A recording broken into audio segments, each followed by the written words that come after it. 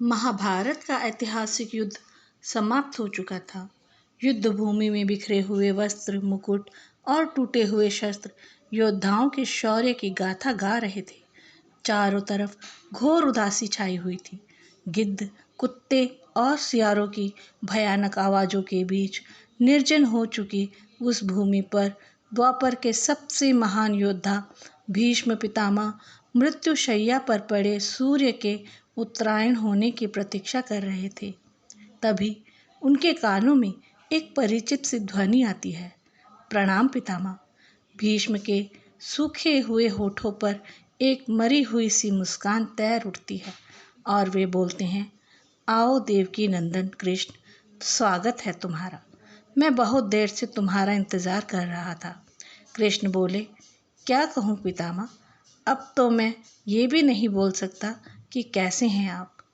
भीष्म पितामह चुप रहे और कुछ क्षण बाद बोले, कुछ पूछूं केशव? बड़े अच्छे समय में आए हो। संभवतः मेरे शरीर छोड़ने से पूर्व अनेक भ्रम समाप्त हो जाएंगे। कृष्ण बोले, बोलिए पितामह। भीष्म बोले, एक बात बताओ, तुम तो ईश्वर हो। कृष्ण ने बीच में टोकते हुए कहा, नहीं पितामह, मैं तो आपका पुत्र हूँ, ईश्वर नहीं। भीष्म पितामह घोर पीड़ा में भी ठहाके लगाकर हंस पड़ते हैं और बोलते हैं, कृष्ण, मैं अपने जीवन का स्वयं कभी आंकलन नहीं कर पाया। संभवतः नहीं जान पाया कि मेरा जीवन अच्छा रहा या बुरा, पर अब तो इस धरा से मैं जा रहा हूँ। कन्हैया, अब तो ठगना छोड़ दो। कृष्ण भीष्म पितामह के थोड़ा पास जाते हैं और कहते हैं, कहिए पितामह, क्या पूछना चाहते हैं आप? पितामह बोले, एक बात बताओ कन्हैया, इस युद्ध में जो भी हुआ ठीक था क्या? कृष्ण बोले, किसकी ओर से पितामह, पांडवों की ओर से या कौरवों की ओर से?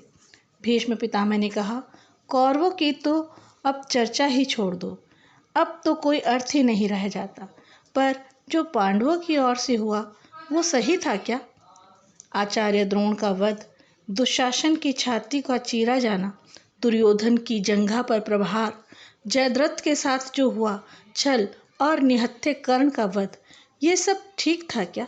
कृष्ण कहते हैं, इसका उत्तर मैं कैसे दे सकता हूँ पितामह? उत्तर तो पांडवों को देना चाहिए। मैं तो इस युद्ध में कहीं था ही नहीं पितामह। भीष्म पितामह ने कहा, अब भी छलना नहीं छोड़ोगे कृष्ण? पूरा विश्व भले ही कहता रहे महाभारत भीम और अर्जुन ने जीता, पर मैं जानता हूँ कन्हैया, यह तुम्हारी और केवल तुम्हारी विजय है, और मैं तो ही से पूछूंगा कन्हैया। भीष्म पितामह के इतना कहते ही कृष्ण थोड़ा गंभीर स्वर में बोले, तो सुनिए पितामह, कुछ भी बुरा नहीं हुआ है, कुछ अनैतिक नहीं हुआ है, वही हुआ जो होना चाहिए। भीष्म पितामह ने कहा, ये तुम कह रहे हो केशव? मर्यादा पुरुषोत्तम श्री राम का अवतार कृष्ण कह रहा है। ये छल तो किसी युग में भी हमारे सनातन धर्म का अंग नहीं रहा, फिर ये उचित कैसे हुआ?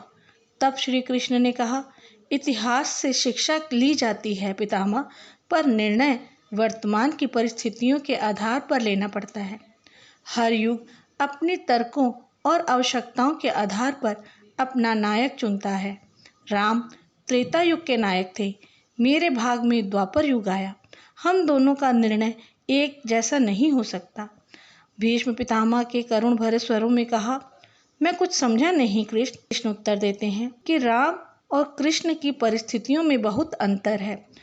राम के युग में खलनायक भी रावण जैसा शिवभक्त होता था, तब रावण जैसी नकारात्मक शक्तियों के परिवार में भी विभीषण जैसा संत होता था, तब बाली जैसे खलनायक के परिवार में भी तारा जैसी स्त्रियां और अंगद जैसे सज्जन पुत्र होते थे।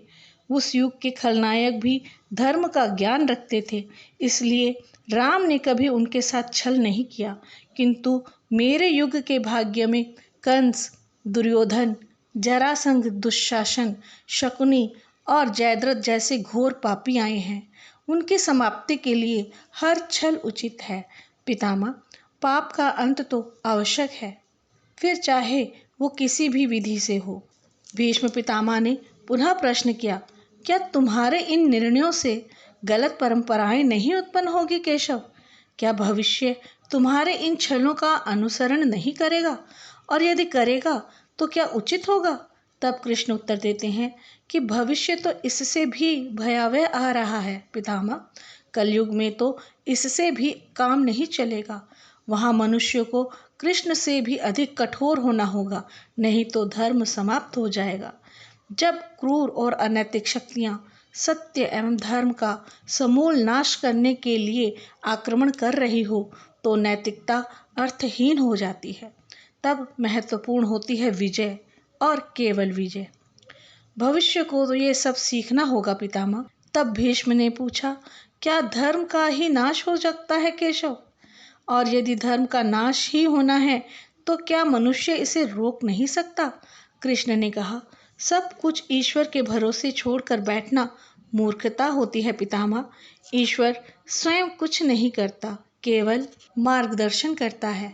सब कुछ मनुष्य को ही करना पड़ता है। तो मुझे भी ईश्वर कहते हैं ना आप?